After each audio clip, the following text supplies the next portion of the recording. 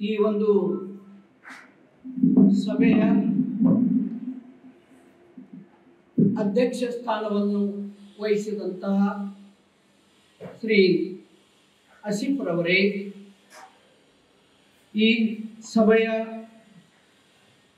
ಮುಖ್ಯ ಅತಿಥಿಗಳಾದ ಶ್ರೀ BR ಜಗ್ಗಲ್ರವರೇ ಹಾಗೂ ಕನ್ನಡ ಸಂಘದ ಅಧ್ಯಕ್ಷರೇ ಹಾಗೂ ಐಮಾನ್ರವರೇ, ಅದೇ ರೀತಿಯಾಗಿ ಶ್ರೀ ಉಸ್ಮಾನ್ ರವರೇ,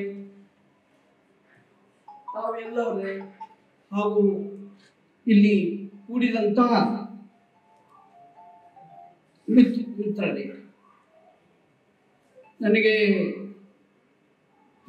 ಇಸ್ಮಾಯಿಲ್ ಅವರು ಫೋನ್ ಮಾಡಿ ಈ ಒಂದು ಸಭೆಗೆ ಬರಬೇಕು ಮತ್ತು ಫಾಸ್ಟಿಂಗ್ ಬಗ್ಗೆ, ಉಪವಾಸದ ಬಗ್ಗೆ ಒಂದು 5 ನಿಮಿಷ ಮಾತಾಡಬೇಕು ಅಂತ ಹೇಳಿದರು.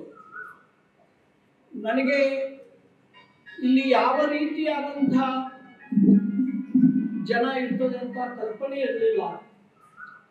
ಹೀಗಾಗಿ ಇಂಗ್ಲಿಷ್ನಲ್ಲಿ ನಾನು ಪ್ರಿಪೇರ್ ಆಗಿ ಬಂದಿದ್ದೆ.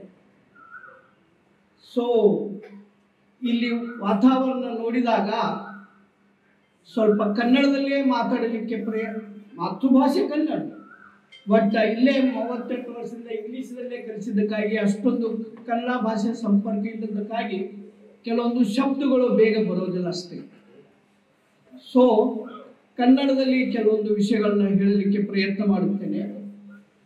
ಮೊಟ್ಟ ಮೊದಲಿಗೆ ಜಮಾಯತೆ ಇಸ್ಲಾಮಿ ಹಿಂದ್, ವಾಸ್ಕೋ ಡಿ ಗಾಮಾ ಹಾಗೂ ಆಸಿಯಾನಾ ಮಾಡೆಲ್ ಸ್ಕೂಲ್ ಮತ್ತು ಎಲ್ಲ ಸಂಘಟಕರಿಗೆ ತಮ್ಮೆಲ್ಲರ ವತಿಯಿಂದ ಈ ಒಂದು ಸೌಹಾರ್ದ ಕೂಟವನ್ನು ಏರ್ಪಡಿಸಿದ್ದಕ್ಕಾಗಿ ತಮ್ಮೆಲ್ಲರ ಪರವಾಗಿ ಅವರಿಗೆ ಹೃತ್ಪೂರ್ವಕವಾದ ವಂದನೆಗಳನ್ನು ಸಲ್ಲಿಸುತ್ತೇನೆ. ಇಂಥ ಒಂದು ಸೌಹಾರ್ದ ಕೂಟಗಳು, ಸೌಹಾರ್ದ ಸಭೆಗಳು, ಸೌಹಾರ್ದ ಚರ್ಚೆಗಳು ನಮ್ಮ ಉಸ್ಮಾನ್ ಅವರು ಹೇಳಿದ ಹಾಗೆ ಬಹಳ ಅವಶ್ಯಕತೆ ಇದೆ. ಅವರು ಕೆಲವು ವಿಷಯಗಳನ್ನು ಪ್ರಸ್ತಾಪಿಸಿದರು. ಇತ್ತಿತ್ತಲಾಗಿ ನಮ್ಮ ಸಮಾಜದಲ್ಲಿ, ಸಮಾಜ ಅಂದರೆ ಎಲ್ಲರೂ ಕೂಡಿದಂಥ ಸಮಾಜ, ಸೌಹಾರ್ದತೆ ಕಡಿಮೆ ಆಗ್ತಾ ಇದೆ. ಮೊದಲು ಇದ್ದಂತಹ ನಮ್ಮವರು, ನಮ್ಮದು ಒಂದು ಪ್ರೀತಿ ವಾತ್ಸಲ್ಯ ಕಡಿಮೆ ಆಗ್ತಾ ಇದೆ. ಜನರಲ್ಲಿ ಅಂತರಗಳು ಹೆಚ್ಚಾಗ್ತಾ ಇದ್ದೇವೆ ಅನ್ನುವಂಥ ಒಂದು ಭಾವನೆಯನ್ನು ಅವರು ವ್ಯಕ್ತಪಡಿಸಿದರು. ಅದು ನಿಜ, ಹೌದು. ಆದರೆ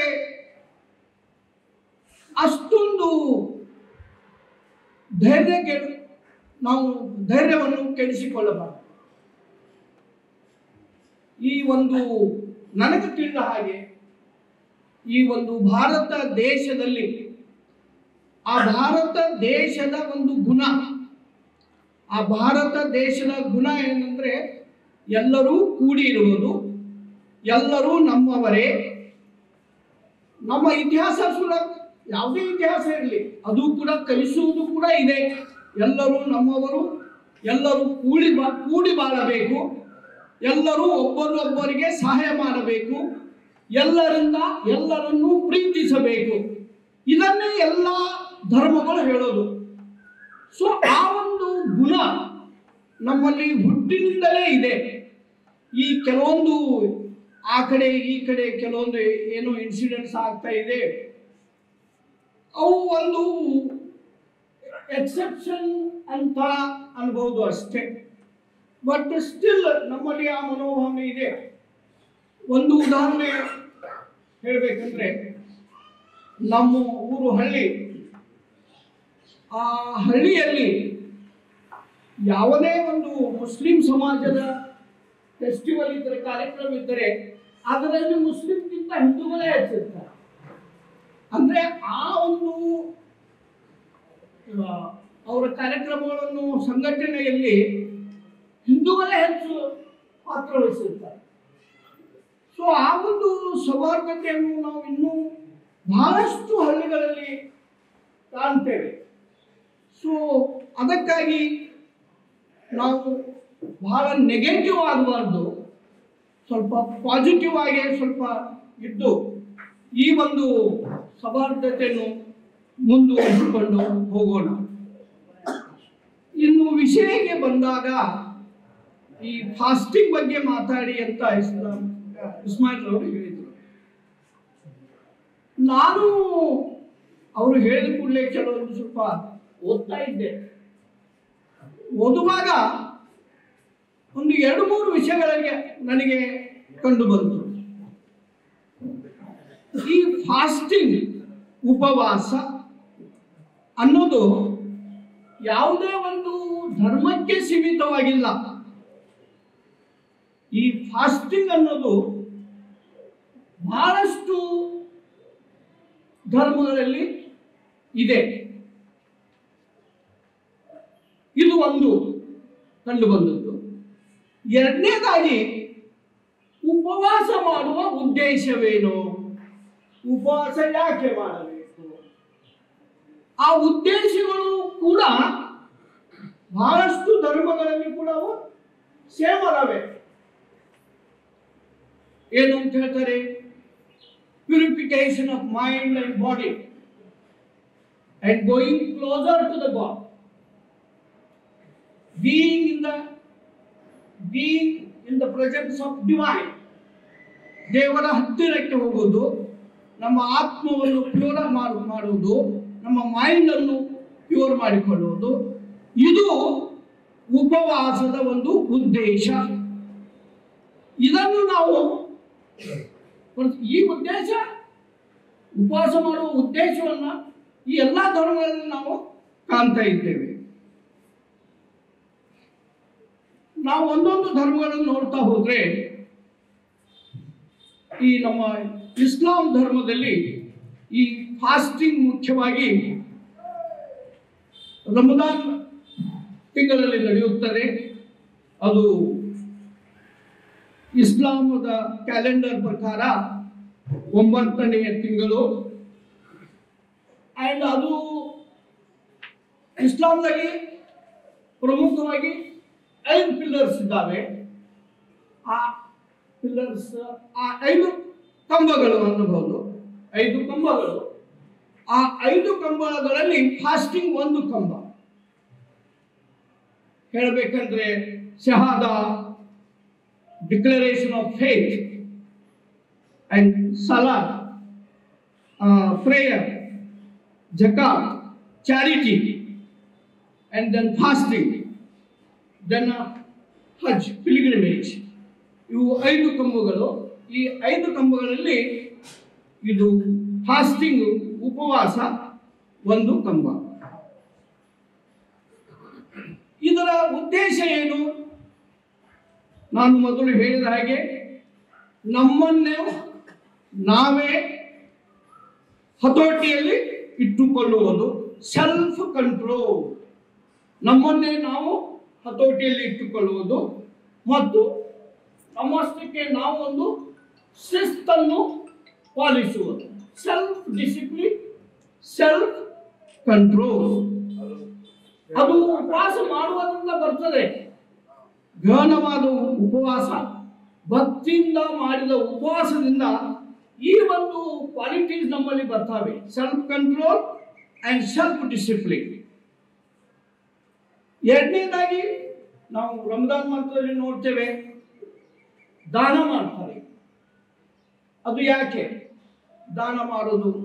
ನಮ್ಗಿಂತ ಯಾರು ಸ್ವಲ್ಪ ಕಡಿಮೆ ಇದ್ದಾರೆ, ಲೆಸ್ ಫಾರ್ಚುನೇಟ್ ಅಂತೇವೆ ನಾವು, ಅಂಥವರಿಗೆ ದಾನ ಮಾಡ್ತಾರೆ.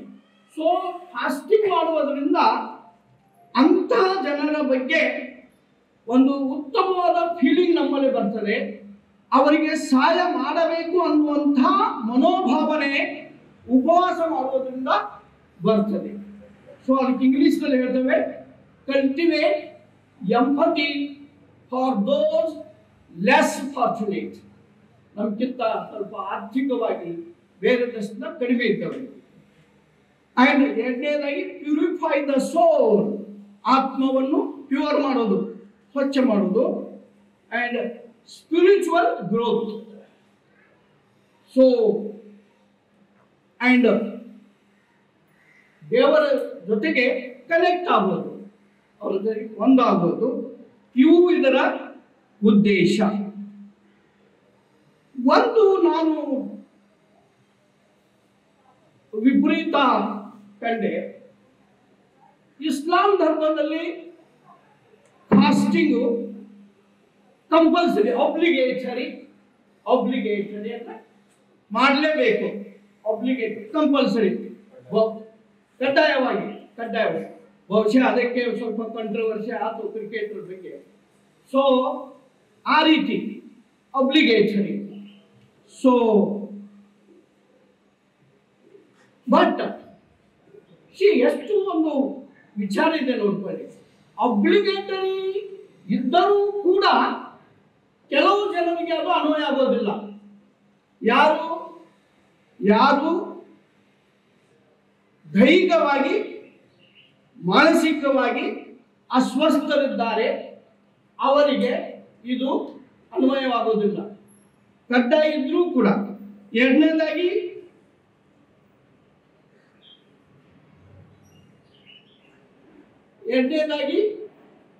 ಇದು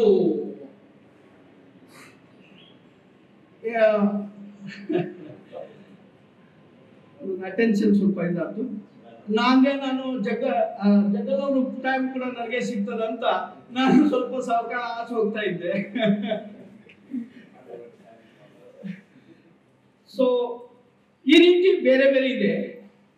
ಇನ್ನು ಈ ಉಪವಾಸನ ನಾವು ಜುಡೈಸಮ್ ನಲ್ಲಿ ಕಾಣ್ತೇವೆ, ಅದೇ ರೀತಿ ಕ್ರಿಶ್ಚಿಯಾನಿಟಿಯಲ್ಲಿಯೂ ಇದೆ, ಅದೇ ರೀತಿಯಾಗಿ ಜೈನಿಸಮ್ನಲ್ಲಿಯೂ ಇದೆ. ಜೈನಿಸಮ್ ಅದು ಒಂದು ಸಾಧನ, ಫಾಸ್ಟಿಂಗ್ ಅಂತ ಒಂದು ಸಾಧನ ಮಾಡಲಿಕ್ಕೆ ಮಾಡ್ತಾರೆ ಜೈನಿಸಮ್ನಲ್ಲಿ. ಈ ರೀತಿ ಬೇರೆ ಬೇರೆ ಇದರಲ್ಲಿ ಬೇರೆ ಬೇರೆ ಇದೆ. ಈ ಹಿಂದೂಯಿಸಮ್ ಅಲ್ಲಿ ಫಾಸ್ಟಿಂಗ್ ಕಂಪಲ್ಸರಿ ಇಲ್ಲ. ಇದಕ್ಕೊಂದು ದೊಡ್ಡ ಇತಿಹಾಸ ಇದೆ. ಇದರಲ್ಲಿ ಮೊನ್ನೆ ಸ್ಟಾರ್ಟ್ ಆದದ್ದು ಅಲ್ಲ, ವೇದಿಕ್ ಪೀರಿಯಡ್ದಿಂದ ಎಷ್ಟೋ ಸೆಂಚುರಿ ಮೊದಲಕ್ಕೆ 3 ಸೆಂಚುರಿಗಿಂತ ಮೊದಲದಿಂದ ಇದು ಫಾಸ್ಟಿಂಗ್ ಅನ್ನುವಂಥ ಕಾನ್ಸೆಪ್ಟ್ ಹಿಂದೂಯಿಸಮ್ನಲ್ಲಿ ಇದೆ. ಸಂತರು, ಸಾಧುಗಳು, ತಪಸ್ಸೆ ಮಾಡುವಂಥವರು ಇವರೆಲ್ಲ ಈ ಉಪವಾಸವನ್ನು ಸಾಧನೆ ಮಾಡುವ ಪರಿ ಅಂತ ತಿಳ್ಕೊಂಡು ಅವರು ಈ ಉಪವಾಸ ಮಾಡ್ತಾ ಇದ್ರು. ಮತ್ತು ಇಸ್ಲಾಂನಲ್ಲಿ ಇರುವಂತಹ ಉದ್ದೇಶಗಳೇ ಉಪವಾಸ ಮಾಡುವ ಉದ್ದೇಶ ಹಿಂದೂಗಳಲ್ಲಿ ಕೂಡ ಅದೇ ಇದೆ. ಸೊ ಹೀಗಿರುವಾಗ ಟೈಮ್ ಆಗಿದೆ ಅಂತ ಹೇಳಿದ್ರೆ ಅದಕ್ಕೆ ಒಂದು ಕನ್ಕ್ಲೂಷನ್ ಬರಬೇಕಂದ್ರೆ, ಕೊನೆಯಲ್ಲಿ ಹೇಳಬೇಕಂದ್ರೆ, ಎಲ್ಲ ಧರ್ಮಗಳ ತತ್ವಗಳು ಹೆಚ್ಚು ಕಡಿಮೆ ಒಂದೇ ಆಗಿದೆ. ಅವರೆಲ್ಲ ಹೇಳೋದು ಅದೇ, ಎಲ್ಲರೂ ಹೋಗುವುದು ಕೊನೆಯ ಗುರಿ ಒಂದೇ, ಬಟ್ ಮಾರ್ಗಗಳು ಬೇರೆ ಬೇರೆ. ಉದ್ದೇಶ ಒಂದೇ, ಎಲ್ಲಿ ಹೋಗಬೇಕನ್ನುವ ಗುರಿ ಒಂದೇ, ಬಟ್ ಆಯಾ ಧರ್ಮಗಳು ಆಯಾ ಬೇರೆ ಬೇರೆ ಮಾರ್ಗಗಳನ್ನು ಆ ಒಂದು ಉದ್ದೇಶ ಗುರಿ ಮುಟ್ಟಲಿಕ್ಕೆ ತೋರಿಸ್ಕೊಟ್ಟಿದ್ದೇವೆ. ಹೀಗಾಗಿ ಗುರಿ ಒಂದೇ ಇದ್ದಾಗ ನಮ್ಮಲ್ಲಿ ಯಾವುದೇ ಭೇದ ಭಾವ ಇಲ್ಲದೆ ನಾವೆಲ್ಲರೂ ಒಂದೇ ಅಂತ ತಿಳಿದುಕೊಂಡು ಆತ್ಮೀಯವಾಗಿ ಅತಿ ಪ್ರೀತಿಯಿಂದ ಸನ್ಮಾನದಿಂದ ಇರಬೇಕು. ಎಲ್ಲಿ ಶಾಂತಿ ಇದೆಯೋ, ಎಲ್ಲಿ ಪ್ರೀತಿ ಇದೆಯೋ, ಎಲ್ಲಿ ಸೌಹಾರ್ದ ಇದೆಯೋ ಅಲ್ಲಿ ಮಾತ್ರ ಬೆಳವಣಿಗೆ ಸಾಧ್ಯ. ಇಲ್ಲದಿದ್ದರೆ ಬೆಳವಣಿಗೆ ಆಗಲಿಕ್ಕೆ ಸಾಧ್ಯವಿಲ್ಲ. ಸೊ ಅದಕ್ಕಾಗಿ ಆ ರೀತಿಯಾಗಿ ನಾವೆಲ್ಲ ಇರೋಣ ಅಂತ ಒಂದು ಗುಣವನ್ನು ದೇವರು ನಮಗೆ ಕೊಡಲಿ ಅಂತ ದೇವರಲ್ಲಿ ಪ್ರಾರ್ಥಿಸಿ ನನ್ನ 2 ಶಬ್ದಗಳನ್ನು ಮುಗಿಸುತ್ತೇನೆ.